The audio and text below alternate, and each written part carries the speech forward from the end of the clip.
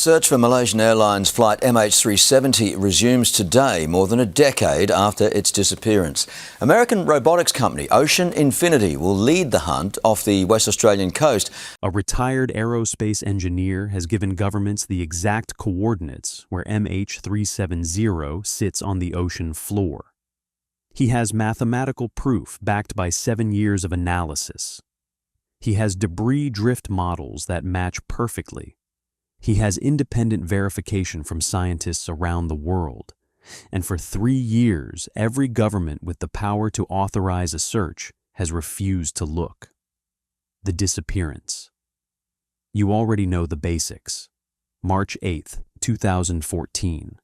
Malaysia Airlines Flight 370, 239 people. A routine red-eye from Kuala Lumpur to Beijing that became the greatest aviation mystery in history. 40 minutes after takeoff, Captain Zaharieh Ahmad Shah radioed his last words. "Good night, Malaysian 370. Then someone in that cockpit disabled the transponder, turned the aircraft around, and flew it back across Malaysia before vanishing south into the Indian Ocean. The search that followed was unprecedented. Over 120,000 square kilometers of ocean, floor scanned, hundreds of millions of dollars spent. The most sophisticated underwater technology in the world deployed for years. Ships from dozens of nations, submarines with sonar systems that could detect a suitcase on the seabed. They found nothing, no wreckage, no black boxes, no answers. Just empty ocean and increasingly desperate theories. In 2017, officials suspended the search.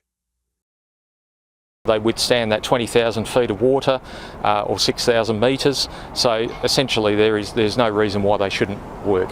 They told 239 families their loved ones had simply vanished into the void. They said the plane was somewhere in the southern Indian Ocean, but they couldn't say where. Case essentially closed. Another unsolved mystery. Another tragedy without closure. For most of the world, that was where the story ended. An aviation disaster that would join the long list of things we'd never understand. But in a cramped apartment in Frankfurt, Germany, a 72-year-old retired engineer was just getting started. If you want to see how one man proved them all wrong, smash that subscribe button, because what he found next changes everything. The obsession. Richard Godfrey's home office looks exactly like you'd expect from a man who spent 7 years hunting a ghost.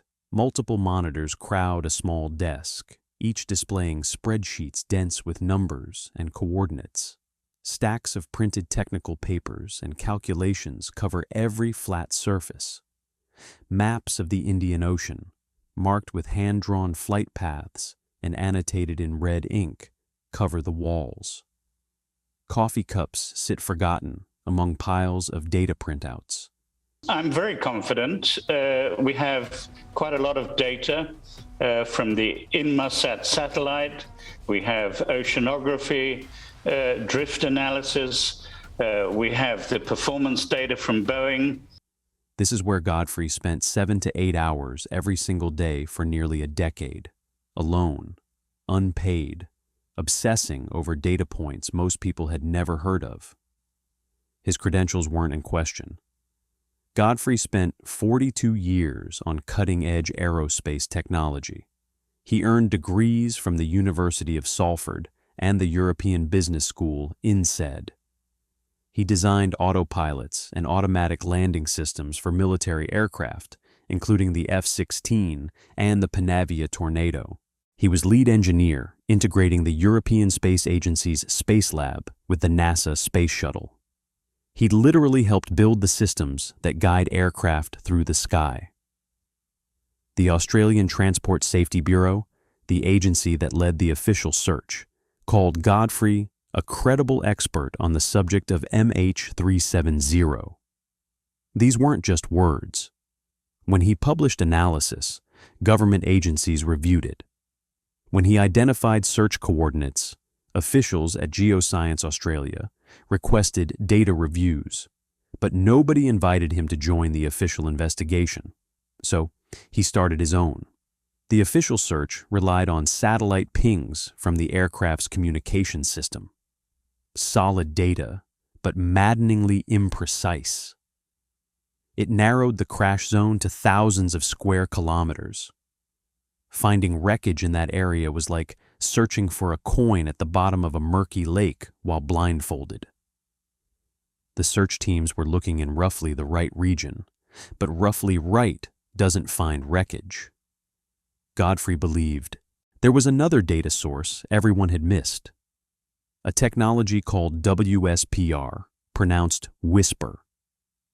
It stands for Weak Signal Propagation Reporter, a global network of amateur ham radio stations that continuously transmit and receive low-power signals, tracking how radio waves bounce around the planet through the ionosphere. WSPR was designed for ham radio enthusiasts testing long-distance propagation. Nobody ever imagined using it to track aircraft. The signals are incredibly weak. The disturbances caused by a plane passing through a radio beam are almost imperceptible, buried in noise. Radio engineers dismissed the idea as impossible. Atmospheric scientists said the variables were too chaotic.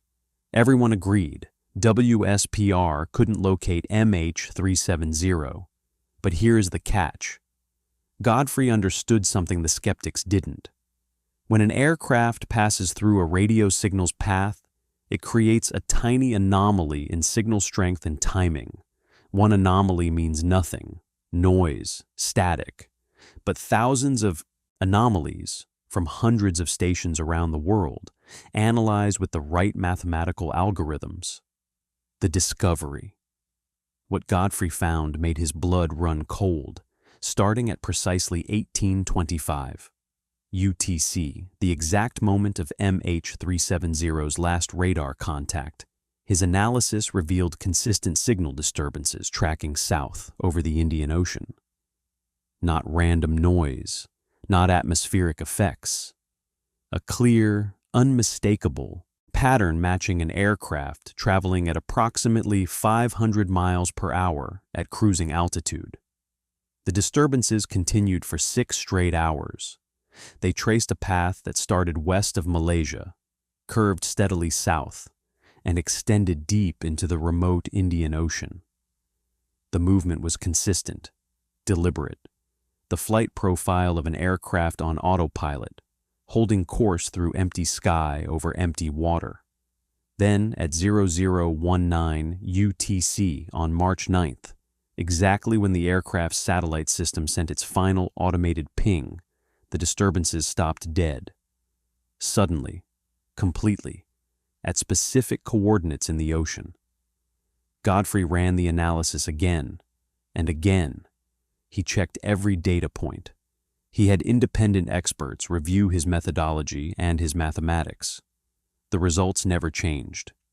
MH370 went down at 33.177 degrees south latitude, 95.30 degrees east longitude, roughly 4,000 meters below the surface, about 1,200 miles west of Perth, Australia. But here is the catch. This location was outside the official search area. Not by a massive distance, roughly 100 kilometers west of where governments had spent years looking, but far enough that no one had ever scanned that patch of ocean floor. The most expensive search operation in aviation history, the operation that burned through hundreds of millions of dollars and deployed the world's most advanced underwater technology, had been looking in the wrong place. Godfrey wasn't satisfied with just radio data. He wanted physical proof, and he found it.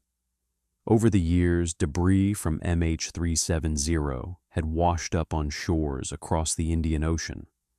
Wing fragments on Reunion Island, interior panels in Mozambique, landing gear components in Madagascar, all forensically confirmed to be from the missing Boeing 777. Using detailed ocean current data, Godfrey performed drift analysis on every recovered piece. He worked backward, mathematically, calculating where each fragment must have entered the water to eventually reach where it was found. The result? Every single piece of debris was consistent with his proposed crash coordinates. The drift patterns aligned perfectly. The timing worked exactly. Independent oceanographers verified his models.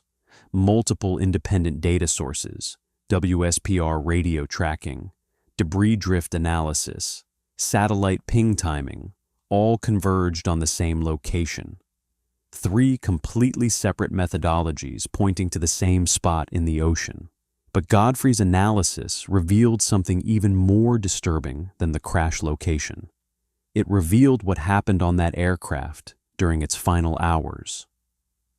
The deliberate path. The flight path. Godfrey reconstructed didn't show an aircraft drifting aimlessly after some catastrophic failure. It showed deliberate control, intentional navigation, course corrections, altitude adjustments. Someone flew that plane actively, skillfully until the very end. This wasn't a ghost flight. That's the scenario where crew incapacitation leaves a plane on autopilot, flying blindly until fuel runs out and it drops from the sky. Ghost flights crash wherever the fuel exhaustion takes them. MH370 didn't. Someone turned that aircraft around. Someone disabled the tracking systems. Someone avoided Indonesian radar coverage along the coast. Someone navigated specific headings into one of the most isolated locations on Earth, far from any landmass, far from shipping lanes, far from anywhere the wreckage might be easily found. Even more chilling, Godfrey's analysis showed the plane entering a 20-minute holding pattern over the ocean, 3 hours into its final journey. A holding pattern. Why would someone trying to disappear stop and circle? Was the pilot communicating with authorities, checking if military aircraft were following, or simply deciding what to do next, hovering between turning back and committing to the final act? And when the fuel finally ran low, whoever was flying that aircraft didn't let it fall. They glided it, extended the range beyond what fuel exhaustion calculations predicted, put it down far beyond where search teams were looking, in a controlled descent that left the wreckage concentrated in a small area rather than scattered across miles of ocean. That's why the official searches failed. They calculated search areas based on an uncontrolled crash after fuel exhaustion. But MH370 wasn't uncontrolled. It was flown deliberately to a location beyond those calculations by someone who knew exactly what they were doing and wanted the aircraft to vanish. In December 2021, Godfrey published everything: exact coordinates, complete methodology, full data sets, an open invitation for anyone to verify or disprove his findings. He was certain the evidence pointed to a specific, searchable location, and the flight data showed this was no accident. The families of victims finally had something concrete. Grace Nathan was 26 years old and studying law in Britain when her mother, Ann Daisy, boarded MH370. She caught the first flight home when she heard the news, spending 14 hours in agony, hoping for updates that never came. In the decades since, Grace has never spoken about her mother in past tense. "I still refer to my mother in the present tense," she told reporters. "I never refer to her as gone, passed away, or anything like that. I am never able to describe her in a manner which means that she is no longer with us." Grace topped her law class, became a successful lawyer in Kuala Lumpur, married, had children, all while waiting for answers that governments kept promising but never delivered. "Every year that goes by that the plane is not found," she said, "is only just another agonizing year in wait." When Grace heard about Godfrey's findings, she became one of his strongest advocates. Here was someone with real credentials, official recognition, providing actual coordinates backed by mathematics, not theories or speculation. But here's the catch. Malaysia, which holds jurisdiction over the investigation, denied the request. Official reason: insufficient evidence to justify another search. Let that sink in. A credible expert, officially recognized by the Australian Safety Bureau, provides exact coordinates. Multiple independent data sources converge on the same location. Debris drift analysis matches perfectly. A private company offers to fund most of the operation. 3 months of work to end a decade of mystery. And the answer is no. Godfrey responded by releasing even more analysis. He showed that every alternative crash theory had been contradicted by debris evidence, while his coordinates remained consistent with all physical findings. He demonstrated that WSPR tracking had successfully traced other flights with known paths, proving the methodology worked. He provided testimonials from aerospace engineers, oceanographers, and data scientists who verified his approach. Still no search. The official excuses kept cycling. Too expensive. Methods too novel. Previous search area was thorough enough. Need more compelling evidence before committing resources. But the families noticed something that didn't add up. Governments had already burned through hundreds of millions of dollars searching the wrong location.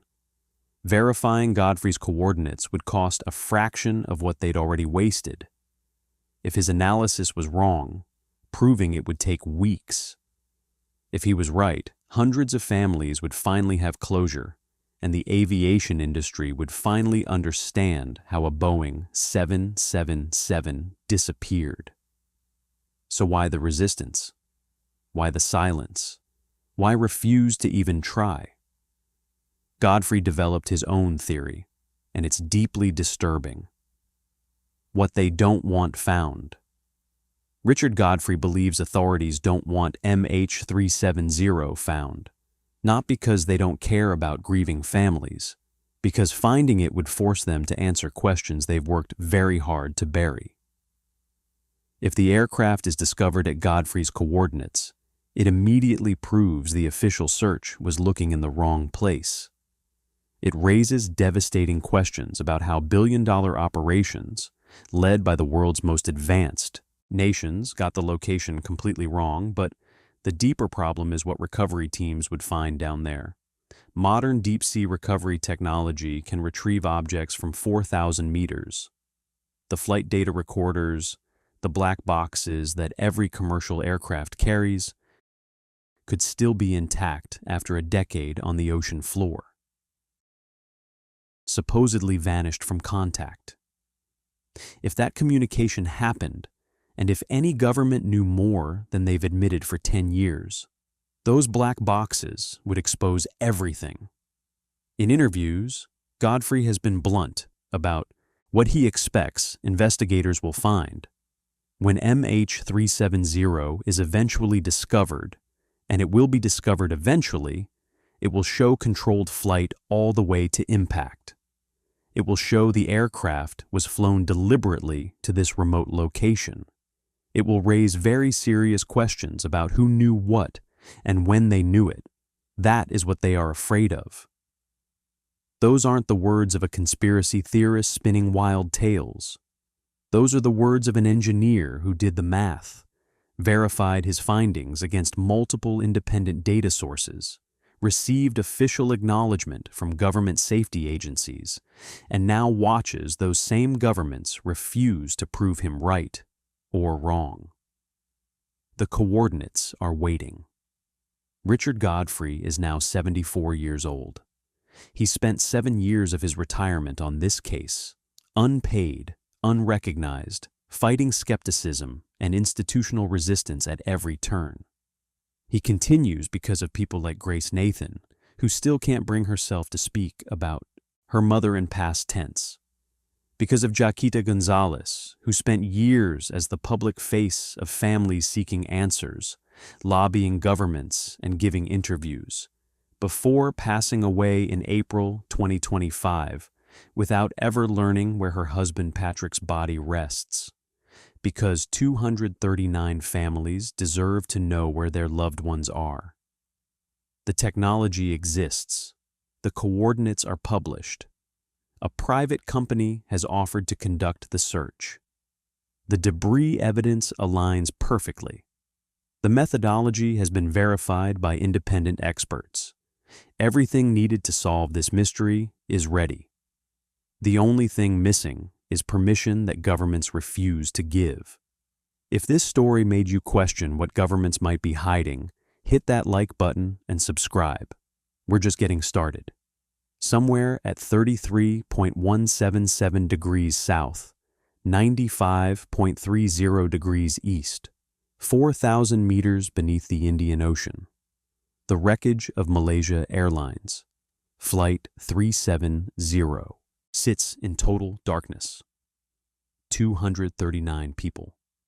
Answers to every question. Proof of everything that happened.